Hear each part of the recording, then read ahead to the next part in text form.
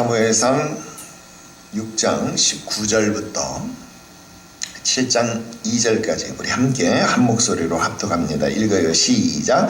베스메스 사람들이 여호와의 궤를 들여다본 까닭에 그들을 치사 5만 70명을 죽이신지라. 여호와께서 백성을 쳐서 크게 살육하셨으므로 백성이 슬피 울었더라.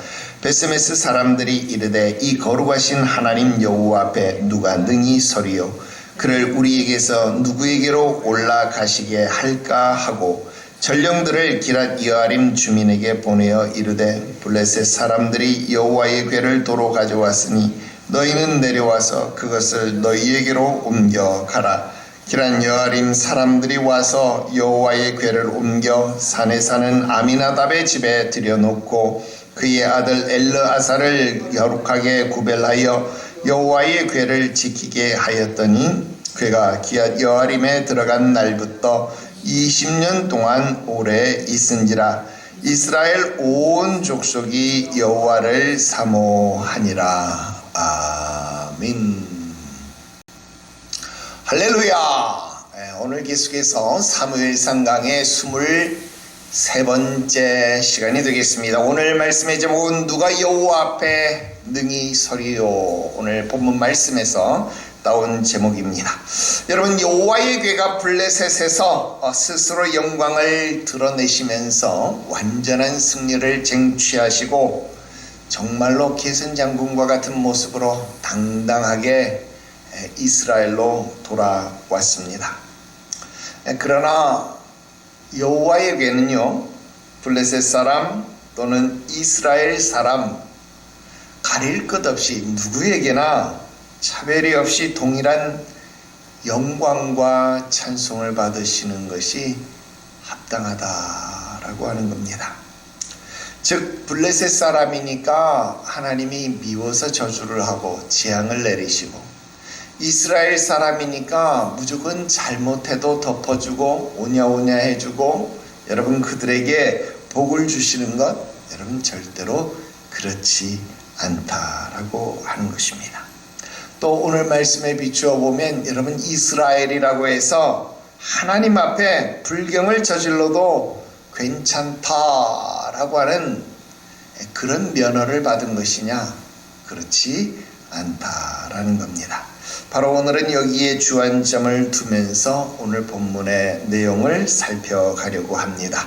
오늘 말씀이 우리들에게 주는 교훈 3가지를 여러분들에게 말씀 전해드리려고 합니다. 첫 번째로, 하나님의 법은 영원히 지켜져야 한다 하는 것입니다. 여러분 19절 말씀에 보니까 베스메스 사람들이 그랬어요. 여러분 베스메스 사람, 여러분 베스메스 사람이 누구였어요? 지난 시간에 우리 배운 바에 의하면 베스메스 사람들은 제사장들이었다. 왜요? 베스메스라는 성읍 자체가 여러분 유다 지파 땅이었는데, 유다 지파에게서 누구에게? 레위 지파로 할당된 성읍 40개 중에 하나가 바로 이 베스메스였기 때문에 그렇다. 그래서 이 베스메스에 누가 살았다? 제사장들이 살고 있었다라고 하는 겁니다. 그런데 여러분 성경은요, 우리들에게 꼭 필요한 것, 꼭 말해야 할 것을 이야기하지 그렇지 않은 것을 일일이 다 기록하지 않습니다. 다시 말하면 여러분 베스메스 사람들이 누구고, 이 사람들이 왜 여호와의 궤를 쳐다봤고 왜 그 안을 들여다보았는지 여러분 그 이유를 시시콜콜하게 지금 우리 성경에서 밝혀주지 않고 있다라고 하는 겁니다. 여러분 밝혀주지 않고 있다라고 해서 우리가 그것을 모르느냐? 그렇지는 않죠. 여러분 위대한 사사였던 삼손의 어머니의 이름이 성경에 기록되어지지 않았는데, 여러분 우리는 그 삼손의 어머니 이름까지도 추적해서 알아낸 저력이 있잖아요. 누구였어요? 술렐보니, 우리 성경으로 보면 술렐보니, 원어로 보면 칠렐포니, 그렇게 이름 붙여진 여인이다라고 하는 것을 우리가 생각해 볼 수 있다라고 하는 겁니다. 자, 그러면 이런 추론이 왜 필요하느냐? 여러분, 오늘 본문 말씀을 우리가 더 자세하게, 더 바르게 이해하기 위해서 이런 추론이 필요하다라고 하는 겁니다. 자, 여러분, 법궤를 전쟁터에서 잃어버렸어요. 여러분, 정확하게 말하면 잃어버린 게 아니라 빼앗겼다라고 하는 겁니다. 여러분, 블레셋 군사들이 이 법궤를 마치 뭐처럼 가져갔어요? 전리품처럼 가지고 갔다라는 겁니다. 여러분, 전리품처럼 가져갔는데 이스라엘 백성들이 보는 앞에서 블레셋 군사들이 이 여호와의 궤를 가져갔다 이 말이에요. 그런데 가져갈 때 어떻게 가져갔을까요? 우리가 아는 것처럼 레위인들이 어깨에 메고 장막을 다 덮고 여러분 그렇게 해서 가져갔을까요? 아니었다는 거예요. 여러분, 블레셋 사람들은 어떻게 가져갔을까요? 그냥 마구잡이로 이 언약궤, 물론 언약궤가 여러분 전쟁터에 나올 땐 그 위에 막 덮개를 덮고 사람들이 최대한 안 보이도록 이렇게 하고 오긴 왔겠죠. 그죠? 그런데 여러분, 채가 꿰어진 채로 여러분 그것을 블레셋 군사들이, 레위인도 아니고 제사장도 아닌 그들이 여러분 이것을 어깨에 짊어매고 또는 수레에 태워가지고 여러분 그렇게 해서 이 여호와의 궤를 블레셋으로 가져간 것 아니겠습니까? 근데 보세요. 가져갔을 때 블레셋 군사들이 죽었다, 이런 기록이 있어요, 없어요? 없습니다. 여러분, 나중에도 나오지만 우사라는 사람이 여호와의 궤가 떨어질까, 여러분 그걸 만졌다가 죽음도 당했는데, 그 죽음도 당하는데 이스라엘 백성들은 오늘 그것을 쳐다봤다고 70명이나 죽었는데 여러분 블레셋 군사들은 죽지 않았다라는 거예요. 왜? 그들이 거룩해서요? 아닙니다. 그럼 뭐예요? 하나님이 친히 자기 발로 블레셋으로 가셨다. 우리는 그렇게 생각해 볼 수 있다는 거예요. 그래서 하나님이 여러분 법궤에서 잠시 자신의 임재를 거두시니까 여러분 그건 일반 상자와 다름없는 역할이 되지 않겠어요? 그러니까 블레셋 군사들이 아무렇게나 매도 전혀 상관이 없이 블레셋으로 옮겨졌다는 거예요. 다곤 신전으로 옮겨져도 아무런 문제가 없이 옮겨질 수 있었다라는 겁니다. 그러나 그곳에서 하나님이 자신을 드러내셨어요. 그건 뭐 어쨌든 둘째 문제고. 자, 이스라엘 백성들이 볼 때는 자기들의 눈은 빨갛게 뜨고 있는데 자신들이 보는 앞에서 이 언약궤를 빼앗겼다 이 말이에요. 저들이 막 가지고 가는데 저들은 죽지도 않아. 그런데 그 법궤가 다시 수레에 태워져 가지고 여러분 벳세메스로 돌아왔어요. 돌아오니까 어때요? 기쁘죠? 할렐루야 찬송을 부르면서 여러분 하나님 앞에 그 수레를 패서 장작을 삼고 그 소를 제물 삼아서 제사를 드리고 기쁘긴 기뻤는데, 야, 저놈들이 이걸 가져갔는데 저놈들은 갈 때 보니까 이거 죽지도 않던데 이걸 가져가서 그냥 뒀겠냐? 혹시 이 안에 있는 거 10계명 만나마리 아론의 쌍난 지팡이, 야 이거 다 꺼내버렸으면 어떡하지? 빈수레만 보냈으면 어떡하지? 여러분 이런 생각 했을까요? 안 했을까요? 할 수 있잖아요. 왜? 적군이 가져갔으니까. 적군이 보물상자라고 그걸 가져갔으니까. 적군에게 빼앗겼던 언약궤가 다시 돌아왔으니까 여러분 당연히 그런 생각이 들 수 있을 거다라는 거예요. 그리고 지금 이 법궤를 맞이한 사람들은 누구였습니까? 제사장들 아닙니까? 제사장들이니까 당연히 법궤에 대해서 남다른 애착이 있고 또 그것을 제대로 지키고 싶은 마음도 있고 그것을 보존하고 싶은 욕구도 그들 마음속에 있었을 것이다 라는 겁니다. 자, 그런데 그들이 벳세메스 사람들이 19절에 보니까 벳세메스 사람들이 여호와의 궤를 들여다보니 여호와의 궤를 열었어요. 여호와의 궤를 열고 그 안을 들여다보는 순간 하나님께서 그들을 치셨다라는 거예요. 그래서 그들 중에 70명이 죽어버렸다. 5만이라는 이야기는 좀 이따 설명할게요. 자, 우선 70명이 죽었다라는 거예요. 여러분 엄청난 일이 벌어진 것입니다. 자, 도대체 이 사건을 우리는 어떻게 이해해야 하겠느냐 하는 겁니다. 여러분 왜 그랬을까요? 왜 쳐다봤을까요? 왜 들여다봤을까요? 이 안에 걸 훔쳐가기 위해서? 아니잖아요. 이 안에 것이 제대로 있는지를 확인하기 위해서, 또는 이것이 틀림없이 제대로 왔을까 그것을 확인하고 싶은 마음에, 제사장들이니까 사랑하는 마음에, 주께 충성하는 마음에 그것을 열어본 것 아니겠습니까? 그러나 여러분, 그들이 어떤 마음으로 확인했든지 아니면 그들이 누구였든지 그건 여러분 하나도 중요하지 않다라는 거예요. 그럼 뭐가 중요할 것이냐? 중요한 건 지금 그들이 하나님의 말씀을 정면으로 위배했다라는 겁니다. 우리 민수기서 4장을 찾아봅시다. 민수기서 4장 5절 그리고 6절 우리 함께 읽어요. 시작. 진영이 전진할 때에 아론과 그의 아들들이 들어가서 칸 막는 휘장을 걷어 증거궤를 덮고 그 위를 해달의 가죽으로 덮고 그 위에 순청색 보자기를 덮은 후에 그 채를 꿰고. 자, 이거 무슨 말이에요? 법궤가 이동할 때는 바로 이런 절차를 통해서 포장을 잘 해야 된다, 그런 이야기잖아요. 그죠?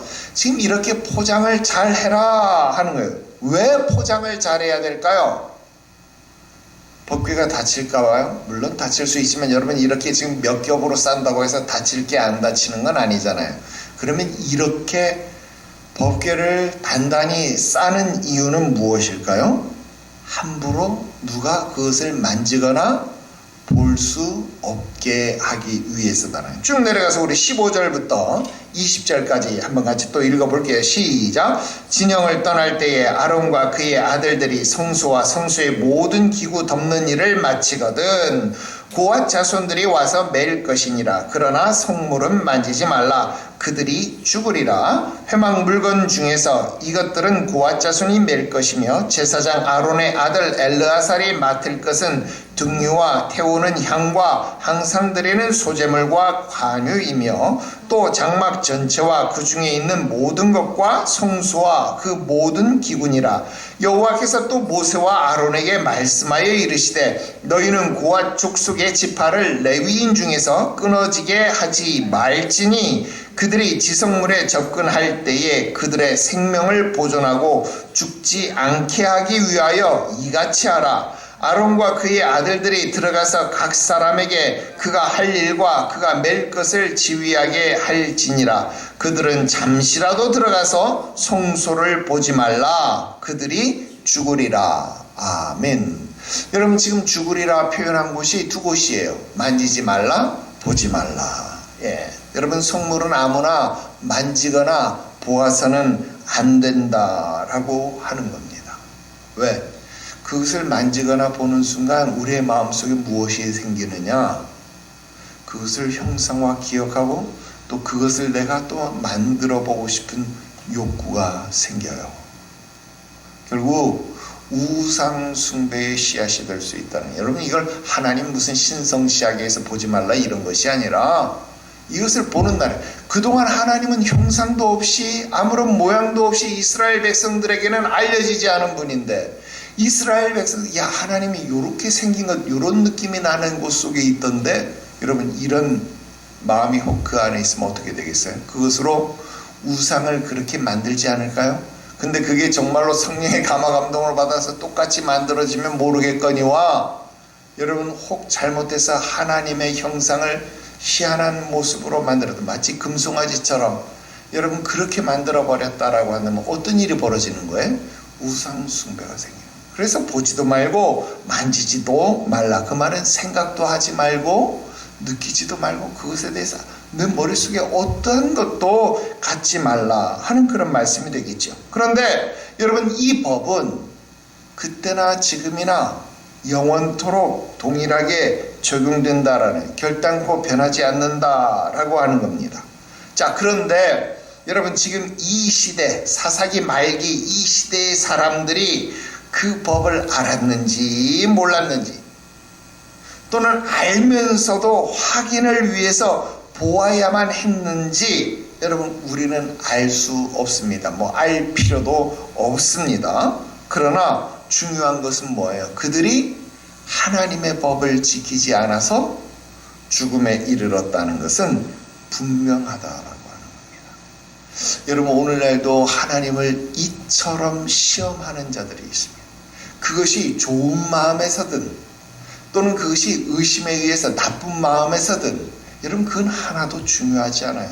주 너희 하나님을 시험치 말라 했으면 시험치 말아야 되는 거예요. 하나님이 기록한 말씀 밖으로 넘어가지 말라 그랬으면 넘어가지 않아야 되는 거예요. 여러분, 하나님께서 우리에게 안식일을 기억하여 거룩히 지키라, 거룩히 지키면 되는 거예요. 여러분, 10의 1조는 하나님의 것이라 말씀하셨으면 하나님의 것으로 구분하면 그만인 거예요. 여러분, 그 말씀을 내가 굳이 시험하고, 물론 11조는 우리에게 시험을 허락하신 겁니다만은, 여러분, 우리가 시험하고 그것으로 이것저것을 재보는 것, 여러분, 그것이 우리에게 필요치 않다라는 거. 왜? 믿음은 그렇게 해서 생겨지는 게 아니에요. 여러분, 이렇게 해서 생겨지는 거면 누가 못 믿겠어요? 그죠? 누가 말하지 못하겠어요? 그러나 믿음은 보지 않아도, 듣지 않아도, 만지지 않아도, 느껴지지 않아도 하나님을 보는 것처럼, 있는 것처럼 우리가 말할 수 있고, 생각할 수 있고, 느낄 수 있고, 경험할 수 있는 것. 여러분, 그것이 바로 하나님이시다라고 하는 것을 오늘 여러분들은 깨달아야 할 것입니다. 그렇다고 한다면 그 말씀의 권위조차도 우리는 시험치 말고 오늘 그 말씀에 따라서 우리의 삶을 충실되게 살아가면 족할 것이다 라고 하는 겁니다. 자, 한편 이날에 죽은 이가 70인이었습니다. 그런데 그 앞에 괄호를 치고 5만 그렇게 썼잖아요. 그래서 우리가 이것을 볼 때 5만 명하고 70명, 그래서 5만 70명을 죽였나 보다 그렇게 생각할 수 있어요. 그런데 이것은요, 물리적으로 불가능하다, 일단 그렇게 말씀을 드려요. 왜냐하면 이 성읍 베세메스가요, 그렇게 큰 성읍이 아니었습니다. 여러분, 훗날 다윗이 이 이스라엘의 왕국을 가장 크게 왕성하게 해놓고, 그리고 또 예수님 시대에 이르러서도요, 여러분, 예루살렘 성읍의 총 인구가요, 지금 고고학적으로 또 이렇게 역사서로 우리가 살펴보는 내용을 보면 예루살렘 인구가 총 7만이 넘지 않았다, 그런 연구 결과들이 나오고 있습니다. 여러분, 예루살렘 성이 7만이 넘지 않는데 베세메스처럼 작은 성읍이 5만하고 70명을 죽였다.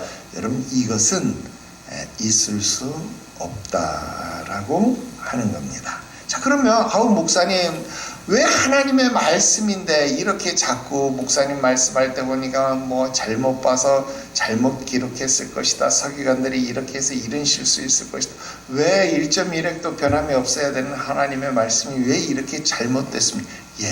그렇게 주의를 기울이고 그렇게 잘 했음에도 불구하고 여러분, 사람이기 때문에 실수가 발생될 수밖에 없지요. 그리고 그런 실수를 통해서 우리는 무엇을 찾아가는 거예요? 하나님의 역사하심을 찾아간다라는 겁니다. 여러분, 여기 5만이라는 숫자 그리고 70이라는 숫자에 이 눈이라는 글자와 아인이라는 글자가요, 이 히브리어 알파벳이 굉장히 비슷해요. 비슷한데 아인이 눈보다 약간 좀 길게 쓰여져 있어요. 이렇게 밑에 콩나물처럼 밑으로 좀 더 내려와 있어요. 근데 여러분, 옛날 우리 중학교 처음 입학해가지고 왜 영어 배울 때 영어 노트는 일반 노트하고 좀 달랐잖아요. 왜 달랐어요? 지금이야 그냥 우리는 흰 종이에다 그냥 무지에다가도 영어 스펠링을 충분히 적을 수 있는데, 영어를 처음 배우는 사람은 이 사선을 그어놓고 선 4개를 그려놓고 거기에 맞게 이 알파벳을 그려야 이 높이나 이런 것들이 정확하게 그려지잖아요. 그런데 이것을 잘못, 이런 선이 없을 때 그리면요, G자나 뭐 A자나 D자나 이런 것들이 O에다 옆에 선 하나가 있는 이런 식이기 때문에 이게 선이 길고 짧음에 따라서 충분히 O자가 날 수 있죠. 사람들이 잘못 인식할 수 있다는 거예요. 마찬가지로 70과 5만도 그런 상황이 발생할 수 있다는 거예요. 그래서 어떤 사본에는 보니까 이것을 꼭 아인 이렇게 길게 그려진 것 같아서 다음 서기관이 그것을 복사해서 쓰려니까 이거 5만 명이라고 쓴 건가? 그럼 이거 5만 이렇게 번역을 했고, 그 다음 사람은 또 이것을 필사하면서 보니까 이번에는 좀 짧으니까 이걸 어떻게 써야 돼요? 이건 5만이 아니고 70이라는 숫자구나. 70이라고 쓰니까 이거는 70이구나. 여러분, 이런 두 개의 사본이 동시에 발견이 됐어요. 그러면 어떤 건 5만이라고 써 있고 어떤 건 70이라고 써 있으니까 여러분, 이럴 때 후세에서는 어떤 게 진짜 원문인지는 모르겠어요. 지금 우리에게 전달되어진 히브리어 성경은 전부 다 사본입니다. 사본. 원본이 없어요. 그러니까 그 사본이 우리들에게 전달되어진 거기 때문에 여러분, 최대한 같은 번역본들을 찾아서 여러분 이런 문서비평학 통해서 원문을 찾아가는 그런 노력들을 합니다만은, 그런 상황 속에서 이렇게 보면 여러분 어때요? 이건 나오는 숫자가 비슷비슷하다. 왜? 아까도 얘기했잖아요. 그 길이가 길고 짧고 이 차이니까 여러분, 여기에서 좀 그런 문제가 생길 수 있어요. 그래서 이건 5만이라는 한 번역본도 한 10개쯤, 70이라고 한 번역본도 한 10개쯤 그런 사본이 발견돼요. 그러면 여러분, 이거를 후대에서 쓸 때는 어떻게 할까?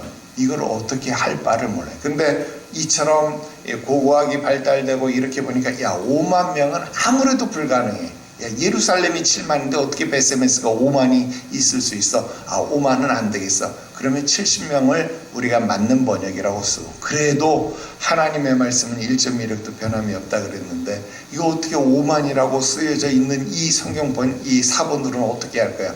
그러면 우리 괄호를 넣어서 그 앞에 요것을 병기하자. 요랬을 때에 요런 현상들이 발견되는 겁니다. 무슨 말인지 아시겠죠? 그래서 5만 써놓고 또 70 이렇게 쓰여진 내용이다. 그런데 이런 것을 우리가 이런 문서비평학뿐만 아니라 성서고고학적으로 이런 내용들을 생각해보고 사회문화학적으로도 접근을 해보면 이건 70명이 맞겠다라는 결론에 이르게 됩니다. 그래서 우리 킹제임스 버전, 가장 권위가 있는 성경이라고 하는 킹제임스 버전에는 이거 5만 명 이런 번역이 있어요. 그러니까 이게 문제가 되는 거예요. 그러니까 여러분, 킹제임스 버전이 기본이 돼서 또 이제 영어, NIV 이런 것들이 나오고 또 우리나라 성경에서도 그런 번역본들을 또 참조를 하게 되기 때문에 이게 없어질 수가 없는 거예요. 그래서 5만은 괄호에 그렇게 담아놓은 것이다. 여러분, 그 정도로만 생각하고, 우리가 지금 성경 봉독할 때도 5만을 함께 읽기는 읽었지만 마치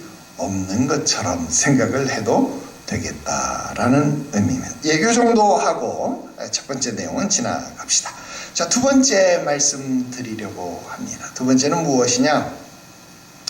여러분, 이스라엘이요, 잘못된 신앙을 본받았잖아요. 왜? 가나안 땅의 우상숭배 이런 거 잘못된 신앙을 본받았잖아요. 그런데 닮을 게 없어서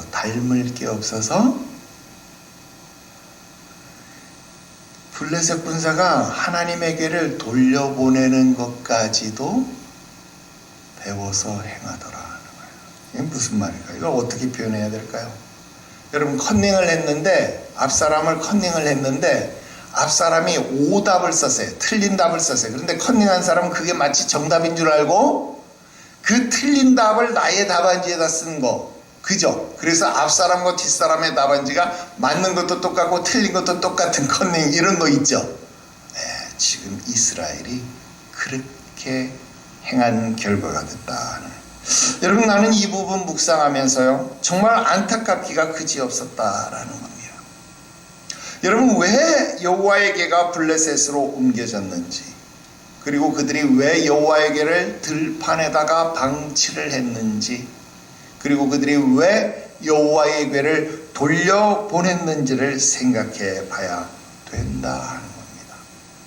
그런데 이스라엘 백성들이요, 아무리 사사기 말려, 그래서 정말 전부 가나안의 풍습에 젖어가지고 이제는 가나안 풍습대로만 살고 하나님은 잊어버린 그런 이스라엘 백성이라 할지라도, 여러분, 이런 오답, 이런 틀린 것까지 따라해서 되겠느냐 하는 겁니다. 먼저 여호와의 궤를 대하는 태도가요, 이스라엘과 블레셋 사람들 가운데 서로 달랐다. 우리 이거 이미 4장에서 공부한 적이 있어요. 4장 3절에 보면 백성이 진영으로 돌아오매 이스라엘 장로들이 이르되 어찌하여 여호와께서 우리에게 오늘 블레셋 사람들 앞에 피하게 하셨는고 여호와의 언약궤를 실로에서 우리에게로 가져다가 우리 중에 있게 하여 그것으로 우리를 원수들의 손에서 구원하게 하자 하니. 여러분 이거 누구의 말이에요? 이스라엘의 장로들의 말이었다라는 거예요. 여러분 지금 이 장로들의 언사에서 중요한 게 뭔지 압니까? 여러분 하나님의 궤에 대해서 전혀 존중, 존경이 보이지 않아요. 여러분 그 예전, 그러니까 사사기 초기만 해도 여러분 이스라엘 백성들 가운데는 그래도 하나님의 법이 작동되고 있었다. 우리 제1회 미스바 총회 여러분 베냐민 지파를 죽이는 멸절시키는 여러분 그 제1회 미스바 총회 이야기하면서 그때 그 얘기했잖아요. 그래도 아직 하나님의 법이 작동되어서 60만 명 중에 40만 명이 그래도 싸움하러 나팔 부니까 몰려왔다. 그 말 했죠. 그런데 나중에는 여러분 에브라임 지파 같은 경우는 아예 고질병처럼 사사가 나팔을 불러도 전쟁 나가야 안 나가요? 안 나간다 이런 이야기 했잖아요. 여러분 점점 하나님의 신앙에서 멀어지다 보니까 여러분 이들이 이제는 여호와의 궤를 뭐처럼 사용하는 거예요? 부적처럼 사용하고 있다는 거예요. 야 여호와의 궤가 없어서 우리 전쟁이 증가하냐? 가서 여호와 궤 가져오다가 우리 전쟁에서 좀 이겨보자. 그것으로 우리를 이 블레셋 사람들 손에서 이기게 하자. 여러분 지금 이게 여호와의 궤를 뭐처럼? 부적처럼 사용하고 있다는 거예요. 여러분 그런데 블레셋 사람들은 뭐라고 말해요?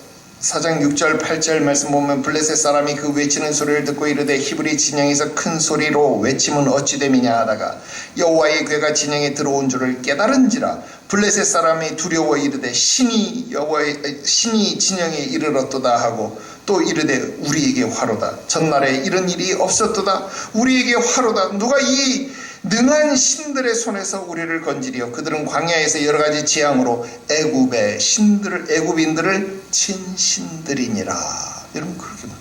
여러분 이스라엘 백성들은 과거에 하나님을 잊어버렸는데 지금 누가 알고 있어요? 블레셋 사람들이 알고 있더라는 겁니다. 여러분 적어도 그들은 지금 이 궤가 단순한 궤짝이 아니라 여러분 이 궤가 하나님의 임재하심으로 인정하고 있었다라는 겁니다. 그것도 어떤 하나님?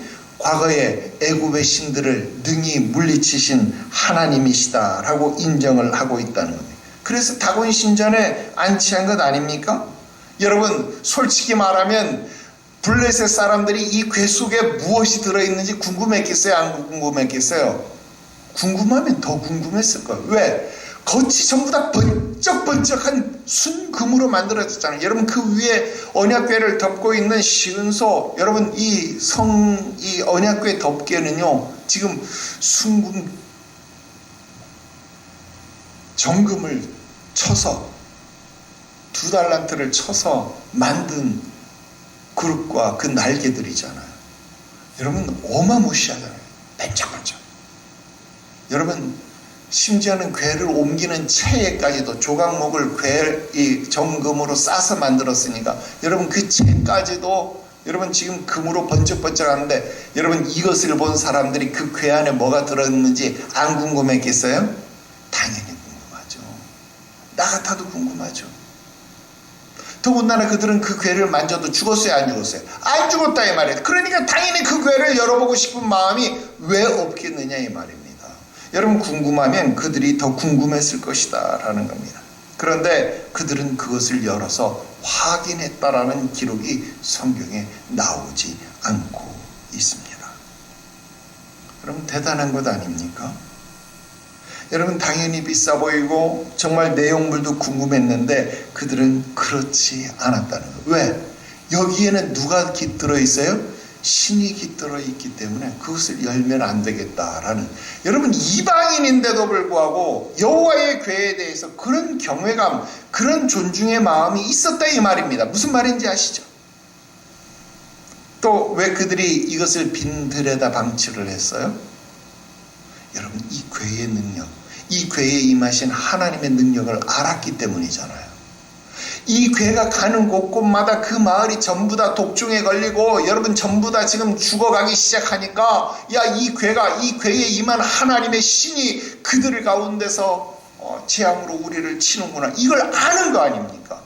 여러분, 이것을 아니까 감히 이것을 열어볼 생각도 못하고, 감히 이것을 자기 마을에 가져올 생각도 못하고, 그래서 두렵기 때문에 빈들에다가 방치했던 것 아닙니까?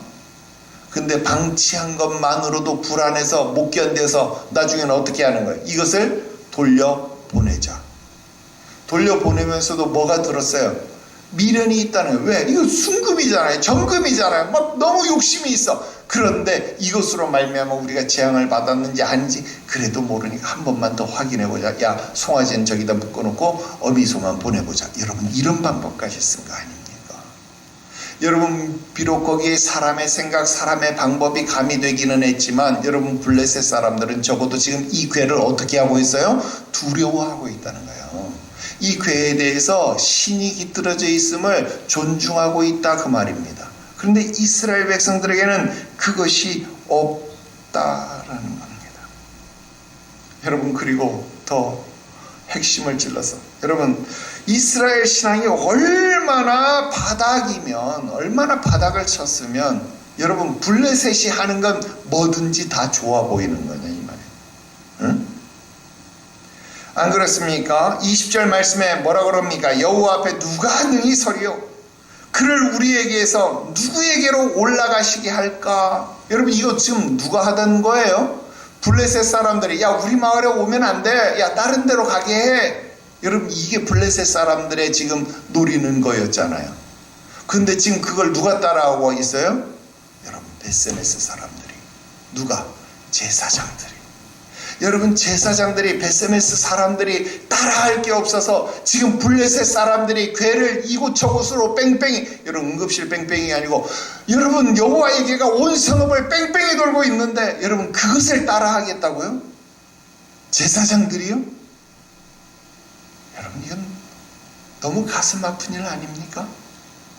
너무 괴로운 일 아닙니까? 야, 이 말은 지금 자기들이 하나님의 말씀을 준수하지 않아서 죽은 게 아니라 마치 하나님이 지금 자기들에게 뭘 내리시는 것 같은 거예요. 재앙을 내리는 것 같은 거예요. 왜? 자기들은 괴한을 들여다보는 게 훔쳐보려는 것도 아니고 뭘 어떻게 하려는 게 아니라 물건이 제대로 있는지 없는지 확인만 하려고 한 거. 그러니까 여호와의 괴에 대한 자기 나름대로 충성이라고 생각했고 사랑이라고 생각했고, 그래서 그렇게 한 것인데, 정작 우리는 죽었으니까, 그것도 70명이나 죽었으니까, 여러분, 이게 뭐라고 보이는 거예요? 재앙으로 보이는 거예요. 야, 저게 블레셋에 가서 사람들을 다 독종에 걸려서 죽게 했더니, 야, 우리가 이렇게 충성을 다하는데도 우리도 죽이시는가 보다. 야, 여호와의 괴가 살짝 미친 거 아니냐? 야, 여호와의 괴가 살짝 어떻게 된 거 아니냐? 도대체 왜 이러는 거야? 여러분, 이런 두려움이 들었다 이 말입니다. 그래서 여러분, 블레셋 사람들이 생각하고 행동했던 걸 그대로 따라하고 있습니다. 여러분, 옛날 개그 프로그램 중에 시골 사람이 서울 사람 흉내 낸다고 말할 때마다 이 뒤에 니자를 붙이고 니자를 올리면 서울말이 되네. 뭐뭐 하는 거 아니니 하면 이게 서울 사람들 서울말 된다고. 여러분, 뭐뭐 하는 거 아니니, 니자만 올리면 여러분 그게 니자 붙이면 서울말이고 니자를 올리면 여러분 그게 서울말입니까? 그거 아니잖아요.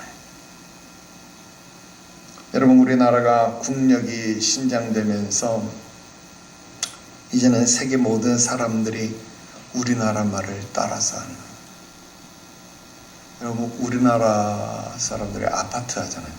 여러분, 근데 이 아파트라는 말이요, 우리가 알고 있는 아파트라는 개념과 건축학자들, 그러니까 서양 사람들이 생각하는 이 아파트의 개념은요, 굉장히 느낌이 다른 거예요. 우리는 이 아파트가 굉장히 업그레이드 되어 있죠. 굉장히 좋은 주거 공간이 되는 거예요. 근데 서양 사람들의 아파트는요, 그런 공간이 아닌 거예요. 그래서 그 사람들은 이걸 아파트라고 부르지도 않아요. 근데 여러분 노래가 아파트 아파트 아파트 아파트 이 노래 아닙니까? 나도 거기밖에 몰라. 근데 이 노래가 전 세계로 울려 퍼져가지고 사람들이 다 아파트 아파트 아파트 아파트 막 이렇게 한대. 우리나라 말, 우리나라 춤, 우리나라 패션, 여러분 우리나라 음식 뭐든지 우리나라를 따라하고 있습니다. 여러분 블레셋이 그런 존재였습니까? 그래서 지금 이스라엘 백성들이 블레셋 사람들이 하는 건 뭐든지 좋아 보여서 네 하고 올리고, 여러분 지금 블레셋 사람들 따라다니는 겁니까? 여러분 예수님 시대 거라사 지방에 귀신 들린 자를 구원하신 사건 마태복음 8장에 기록되어 있죠. 그때 귀신들이 예수님 앞에 말합니다. 우리를 저 돼지떼에 들어가게 하십시오. 그래 그렇게 해라. 그래서 이 돼지들이 비탈을 내리다가 바다에 빠져서 죽었다. 그 숫자를 세보니까 2,000마리쯤 되더라. 여러분 2,000명이나 되는 군대 귀신이 집힌 자를 예수님이 자유하게 했어요. 구원해 주었어요. 그러면 사람들이 우와 대단하다. 예수님 영광을 받으세요. 예수님 존경합니다. 사랑합니다. 높임을 받으세요. 여러분 이게 정상 아닙니까? 그런데 여러분 거라사 지방 모든 사람들이 자기 마을 사람들 다 끌고 와서 예수님 앞에서 뭐라고 말하는? 주님 우리를 떠나소서. 여기에서 떠나시기를 구했다. 여러분 지금 여호와의 괴가 블레셋에서도 영광을 나타내고 여기서도 이 괴는 진짜 살아있는 하나님의 임재라는 것을 이스라엘 백성들에게 확신시키고 있음에도 불구하고 여러분 심지어는 누가? 제사장들인 그들이 이 괴는 우리와 있으면 안 돼. 야 기란 여아림 사람들 불러다가 이 괴를 가져가라 그래라. 여러분 지금 이렇게 하고 있다 이 말입니다. 얼마나 안타까운 일입니까? 여러분 블레셋에서도 마찬가지입니다. 여러분 다곤을 이기는 신이었잖아요. 다곤을 엎드리게 하고 그 목과 손을 부러뜨리는 신이었으면 여러분 블레셋 사람들이 정말로 다곤을 버리고 여호와 앞에 굴복했다면 여러분 정말로 하나님께서 그들의 하나님이 되었을지도 모르는 것 아닙니까? 그들도 구원하셨을지 모르는 일 아닙니까? 그런데 그들은 우리는 우리의 신 다곤을 지켜야 되겠으니 여호와의 괴를 가져가라 그러는 거예요. 그래서 결국 다곤을 위해서 여호와에게는 들판으로 보내졌고 들판에 있는 것만으로도 안 돼서 벳세메스로 옮겨졌다라는. 근데 벳세메스 사람도 명색이 제사장이라는 사람인데도 불구하고 지금 여호와에게를 다른 곳으로 보낼 생각을 한다 이 말이에요. 이게 얼마나 안타까운 일이냐 이 말이에요. 꼭 그렇게 틀린 것까지 잘못된 것까지 따라 해야 되겠느냐 이 말입니다. 마지막 세 번째 말씀드립니다. 아미나답의 집으로 들어간 여호와의 괴입니다. 여러분 7장 1절부터 2절까지 기록된 말씀은요, 벳세메스를 떠나서 이제 기란 여아림으로 여호와의 괴가 이동하게 된 일을 기록하고 있습니다. 여러분 전에도 말씀드렸지만 실로 성소가 파괴되고 성소로 돌아갈 길이 없게 되어져서 즉 갈 곳을 잃은 여호와의 괴는요 벳세메스에 정착을 해야 하는데 그곳에서 정착을 하지 못하고 기랏 여아림으로 보내지게 됩니다. 자, 이날 기랏 여아림으로 옮겨진 이 여호와의 괴가요 그곳에서 오래 머물렀다. 몇 년 동안?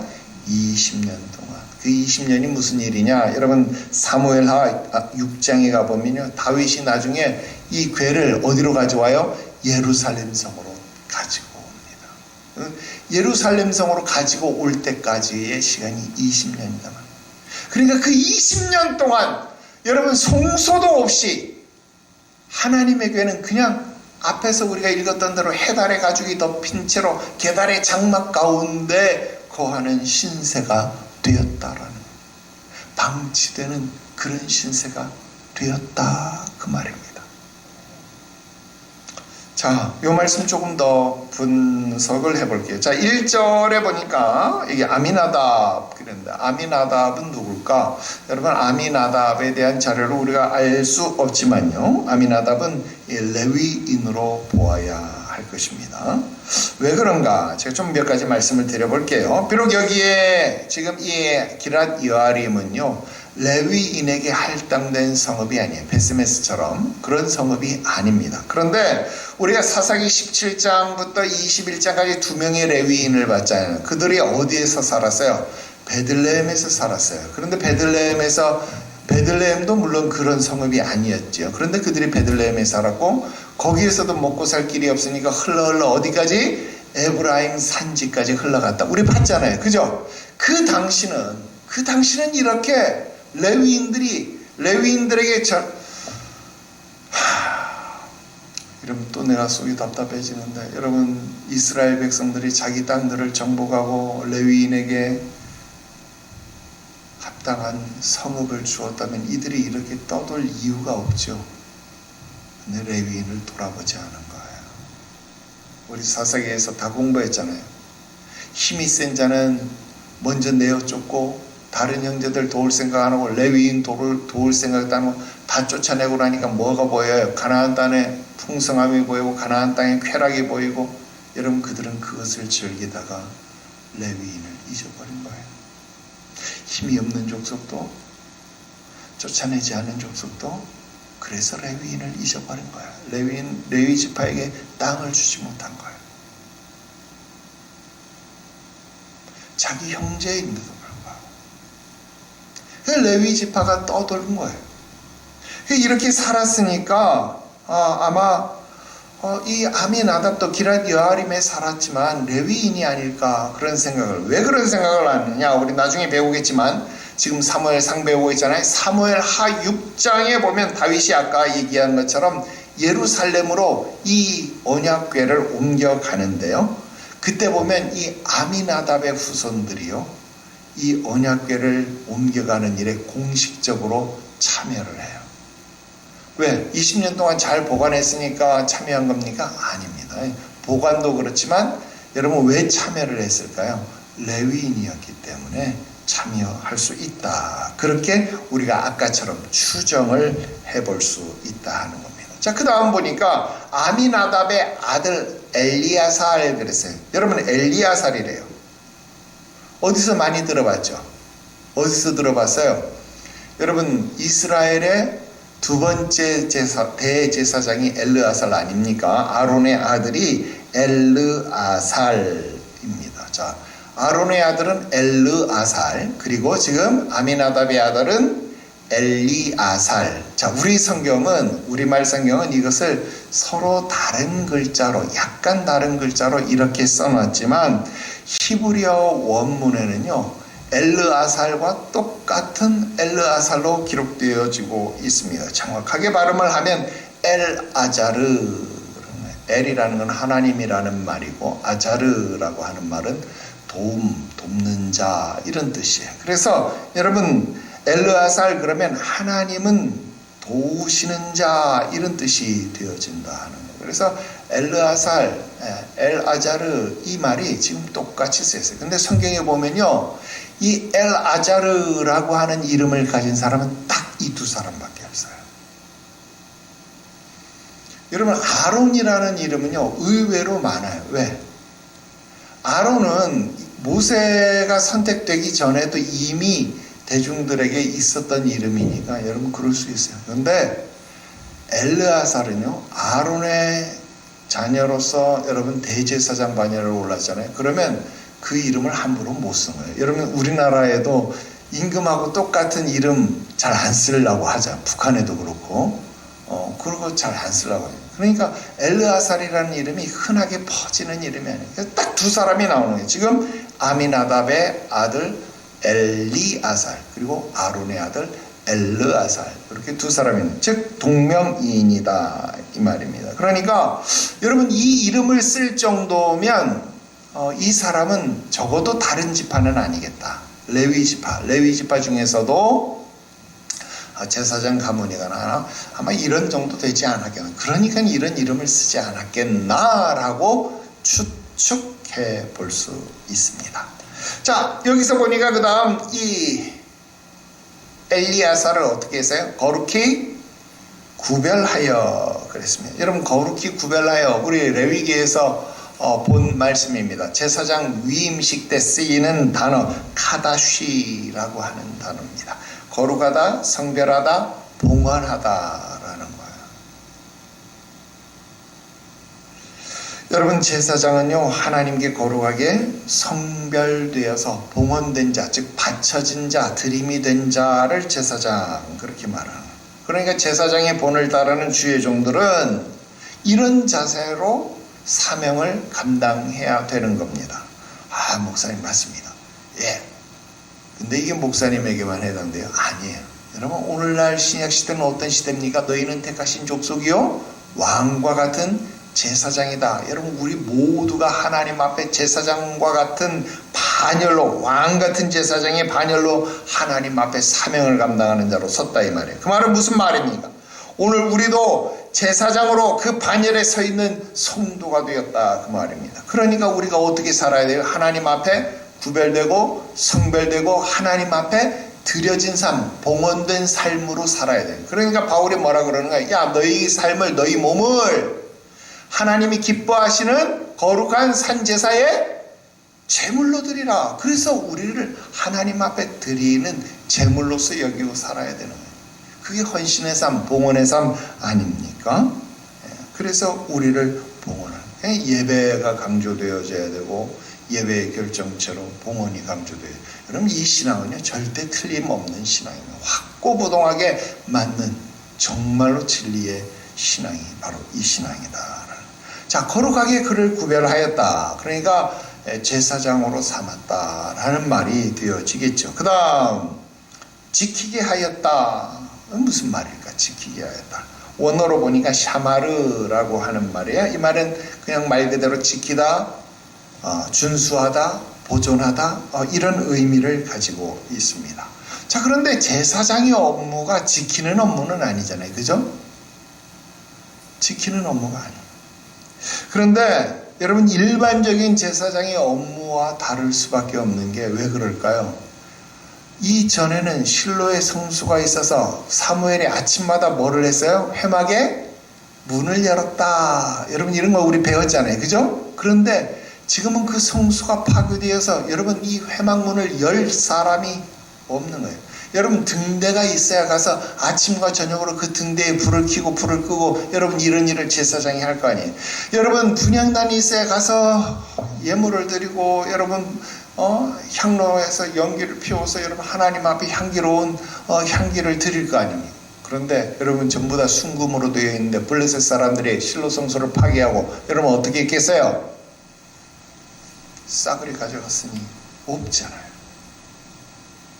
당연히 여러분, 이 아벡 전투 이후에요, 실로 성소가 파괴되고 공식적인 예배가, 제사가 중단된 것으로 보인다는 거예요. 그래서 여기서 제사장의 업무를 새롭게 보여주는 건 무슨 업무로? 지키는 업무로, 보존하는 업무로, 준수하는 업무로. 어떤 거를 준수하는 업무일까요? 아무도 이 궤를 만지지 못하고 보지 못하도록 하나님의 말씀을 준수하는 업무로, 그 언약궤를 지키는 업무로. 그래서 오늘날 주의 종의 사명이 무엇입니까? 하나님의 교회를 지키고 보호하는 사명이 추가된 겁니다. 여러분, 목회자의 가장 중요한 사명은 뭐예요? 하나님 앞에 예배를 드리는, 예배를 인도하는 사명. 여러분, 이건 굉장히 중요한 사명이죠. 그와 더불어 또 주어진 사명이 뭡니까? 진리를 수호하고 하나님의 교회를 지키는 사명이 주어진 겁니다. 그럼 이 사명 결단코 함부로 할 수 없는 거죠. 자, 2절입니다. 2절 하나만 살펴보고 마칠게요. 자, 여기서 오래됐다. 근데 그 다음부터 보니까 이스라엘 백성들이 온 족속이 여호와를 사모했다 이랬잖아요. 여러분, 우리나라 말로 사모했다 그러니까 무슨 말이에요? 여호와를 막 좋아했다, 사랑했다 이런 말처럼 들리잖아요. 그죠? 그래서 안 되는 거예요. 여러분, 여기서 이 사모하다라고 하는 말은요, 히브리어로 나하라고 하는 말입니다. 이 나하라고 하는 말은요, 우리가 아는 그런 사모함이 아니에요. 여러분, 여기서 사모하다는 말은요, 크게 울다, 부르짖다, 슬퍼하다라는 의미입니다. 그래서 이 단어는요, 자기의 신세를 한탄하거나 과거의 잘못을 뉘우치면서 크게 우는 행동, 부르짖는 행동을 사모한다, 그렇게 이야기를 합니다. 자, 그렇다면 왜 여호와의 괴가 이 기란 여아림, 이 아미나답의 집으로 들어간 날부터 20년 동안 이런 일이 벌어졌을까요? 여러분, 자, 여기 이 2절은요, 기란 여아림으로 들어간 날부터 20년 동안 오래 있은지라 여기로 끝나야 돼요. 그리고 이스라엘 온 족속이 여호와를 사모하니라는 3절 쪽에 더 가까운 말입니다. 그러니까 3절 보니까 여러분 제목이 뭐라고 나와요? 사무엘이 이스라엘을 다스리다 그랬잖아요. 그러니까 사무엘이 이스라엘을 다스리는 동안 어떤 일이 벌어졌냐? 이스라엘 온 족속이요, 사모함이 생겼다라는 거야. 여러분, 이게 작은 변화가 아닙니다. 여러분, 우리 사사기 공부할 때 기억합니까? 처음에는 부르짖으니까 하나님이 한 사사를 세워서 그들을 구원했어요. 그런데 나중 되면 여러분, 자기가 사사가 되려고 일어나는 사람들이 생겨나고 나중에는 이스라엘 백성들이 아예 하나님 앞에 구하지조차 않아요. 구하지조차 않아요. 삼손 때에는 아예 구하는 것을 잊어버려요. 누가 올라가서 저들과 싸우리까? 1장 1절과 똑같은 말인데 여러분, 이 말을 장로들끼리 해요. 하나님 앞에 묻는 게 아니라 우리 중에 누가 먼저 올라가서 저들과 싸울까? 야, 이거 우리 못한다. 야, 삼손에게 맡기자. 입다에게 맡기자. 여러분, 이런 말들이 이제는 사람들에게 나온다 이 말입니다. 하나님 앞에 기도하기를 잃어버렸어요. 하나님 앞에 부르짖기를 잃어버렸어요. 그래서 이제 더 이상 사사시대는 하나님 앞에 기도하는 것조차도 없어진 시대가 되었다 이 말입니다. 그게 말기까지 왔다 이 말입니다. 그런데 사무엘이 이스라엘을 다스리기 시작한 이후로부터 어떤 일이 벌어지는 거예요? 다시 하나님 앞에 사모함이, 그러니까 펑펑 울면서 하나님 앞에 기도함이 생겨나기 시작했다라는 겁니다. 이제 좀 있으면 나올, 이제 다음 시간부터 우리가 나올 이 사무엘의 치세 속에서는요, 미스바 총회가 다시 소집되는 거예요. 여러분, 우리가 잘 알고 있는 미스바 총회, 제1회 미스바 총회는 언제 생겼어요? 여러분, 레위인이 자기 첩에 시신을 12토막 내서 각 지파에 보내니까 그것으로 인해서 야, 우리 중에 이런 일이 일어나면 어쯤이냐 하면서 그들이 어디에 모였어요? 미스바에 모였어요. 그래서 베냐민을 쳐버린 거예요. 여러분, 1차 미스바 총회는요, 자기 동족을 죽이는 미스바 총회예요. 근데 이제 일어나는 미스바 총회, 사무엘로 말미암는 미스바 총회는 어떤 미스바 총회예요? 나라를 구하는 미스바 총회가 되었다라는 겁니다. 그래서 이게 굉장히 중요한 내용이 된다 하는 겁니다. 그래서 요 나하라고 하는 말씀, 요 말씀을 기억하면서 다음 시간부터 사무엘에 대한 이야기를 다시 드리도록 하겠습니다. 자, 요것만 이야기하고 마칠게요. 우리가 사무엘서를 공부하고 있는데 여러분, 사무엘이 하나님 앞에 예언을 듣고 엘리 제사장 앞에 그것을 고한 이후로부터 여러분, 사무엘이 잠시 사라졌어요. 그죠? 사무엘의 이야기가 쭉 사라졌다가 지금 다시 사무엘의 이야기가 등장하고 있다는 거예요. 자, 그 이야기 다음 시간부터 우리 공부 더 하도록 합시다. 오늘 여기까지입니다. 기도 드립시다. 거룩하신 하나님 아버지, 오늘날에도 우리의 신앙생활에 얼마나 많은 왜곡들이 일어나는지 알지 못합니다. 우상을 섬기는 방법과 똑같은 방법으로 하나님 앞에 예물을 드리고, 우상을 섬기는 방법과 똑같은 방법으로 하나님 앞에 치성을 드린다고 생각하는 이들이 일어나고 있는 오늘날의 시대, 자기의 방법대로, 자기 좋을 대로, 각 사람이 자기의 소견에 좋은 대로 행하는 이 악하고 패역한 시대를 살아가면서 하나님의 전이, 하나님의 임재가 나에게 있음이 얼마나 귀하고 복된 축복인지를 알지 못하는 시대가 되었습니다. 아버지여, 이러할 때에 우리로 주의 전을 사모하게 하시니 감사합니다. 나의 인생을, 나의 가정을, 우리의 공동체를 주께서 그 이름을 두시려고 작정하실 만한 주의 전으로 만들어가게 하시옵소서. 주의 전에서 주의 말씀으로 새로워지게 하시고 그 말씀하심으로 하나님 앞에 돌이키고 회개하는 우리의 심령, 우리의 가족, 우리의 공동체, 나아가 이 나라 이 백성이 되어질 수 있도록 하나님 복을 허락하여 주시옵소서. 거룩하신 구주 예수님의 이름으로 기도드리옵나이다. 아멘.